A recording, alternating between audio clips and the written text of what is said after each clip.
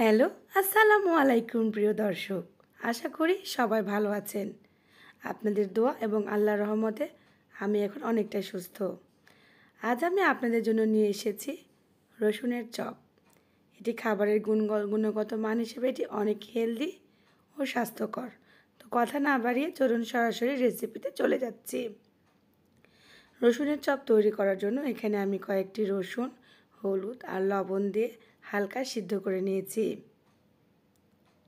আপনারা চাইলে এটিতে মরিচের গুঁড়া যোগ করতে পারেন। সিদ্ধ করে নিয়ে এইভাবে একটি পাত্রে তুলে নিয়েছি।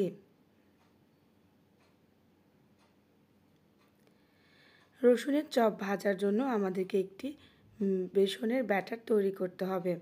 এই কারণে আমি একটি পাত্রে প্রায় 50 গ্রামের মতো বুটের বেসন নিয়ে নিয়েছি। এর মধ্যে আমি কিছু শুকনো ইনগ্রেডিয়েন্টসগুলো দিয়ে দিচ্ছি। এর মধ্যে আমি দিয়ে দিচ্ছি হাফ চা চামচ মরিচের গুঁড়া, 1/4 চা চামচ হলুদের গুঁড়া, হাফ চামচের একটু কম জিরার গুঁড়া, পরিমাণ মতো লবণ এবং 1/4 চা চামচ বেকিং পাউডার। এবার এই শুকনো ইনগ্রেডিয়েন্টসগুলো আমি বেসনের মধ্যে দিয়ে দিচ্ছি।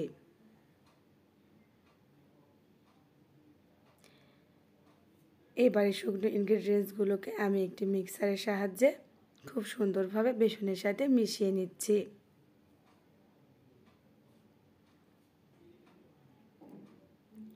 আমার মিশিয়ে নেওয়া প্রায় হয়ে গেছে। এই পর্যায়ে আমি পানি দিয়ে একটি ব্যাটার তৈরি করে নেব। এর ভেতরে আমি সামান্য পরিমাণে পানি দিয়ে দিচ্ছি এবং হ্যান্ড মিক্সার দিয়ে খুব সুন্দরভাবে বিট করে নিচ্ছি। এভাবে আমি ধীরে ধীরে পানি দেব এবং ধীরে ধীরে বিট করে নেব। আপনারা কখনো একবারে পানি দিতে যাবেন না, চেষ্টা করবেন ধীরে ধীরে পানি দিতে এবং ধীরে ধীরে বিট করতে। এবার যখন আমাদের ব্যাটারটি প্রায় হয়ে যাবে তখন আমরা লাস্ট 1 মিনিটের জন্য খুব জোরে জোরে করব এভাবে। এবং দেখুন এটা ডেনসিটিটা একটু গাঢ় হবে, যেহেতু এটি রসুনের চপ সেহেতু এর ব্যাটারটা একটু গাঢ় হবে। এই যে দেখুন এমনটা হবে। এবার আমি একটি প্যানে তেল গরম করে নিয়েছি।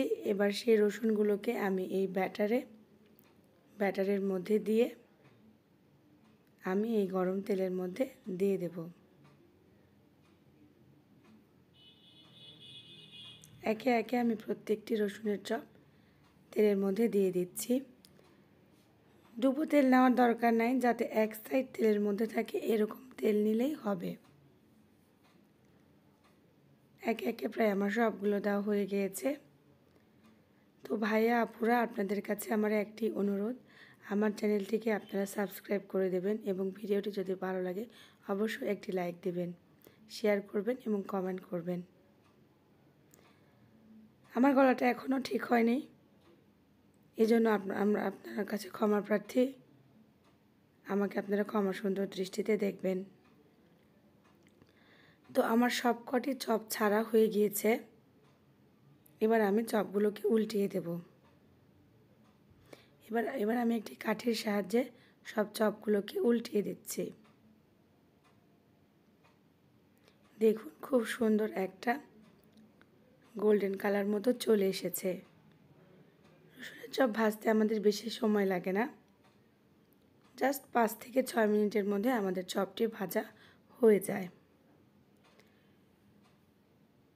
তো দেখুন আমার উল্টিয়ে নেওয়া হয়ে গেছে।